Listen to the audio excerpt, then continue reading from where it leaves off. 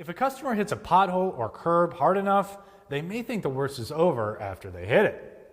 However, the damage from that impact might not show up until weeks or even months later.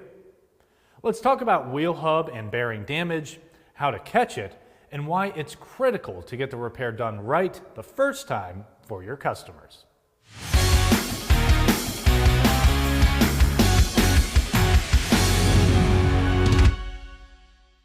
When a wheel bearing takes a hit, it can leave a tiny mark on the balls or rollers of the bearing. This kind of damage is called brittling, and while the mark itself may be small, it can set off a chain reaction of problems.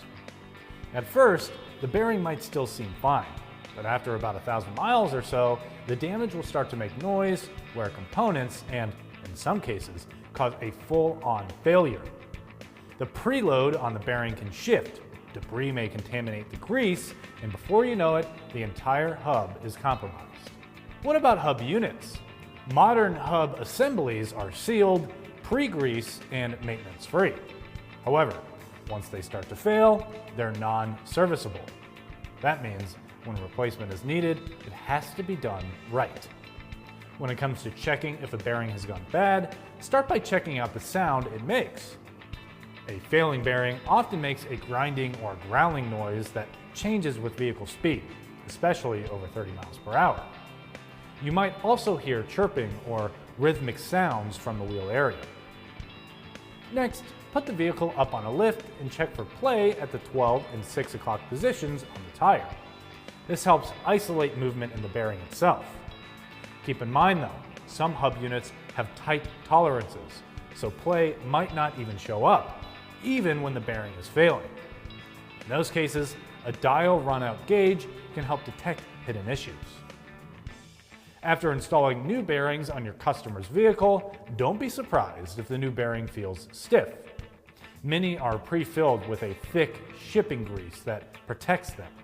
That grease is designed to soften once the bearing is in use. Corrosion from the previous bearing can make removal tough, especially on vehicles with aluminum knuckles. You may need a puller to separate the hub from the knuckle in some cases. Once the old bearing is out, clean and inspect the bore and axle contact points, and use a snap bore gauge to check for roundness.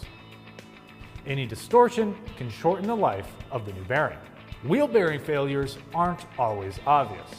However, with the right inspection methods and careful installation, you can avoid comebacks and keep your customers safe on the road. For more tire and service videos, don't forget to follow us on Instagram, Facebook, and subscribe to our YouTube channel. I'm Christian Hinton, coming to you from the Tire Review Continental Tire Garage Studio at Babcock's Media. See you next time.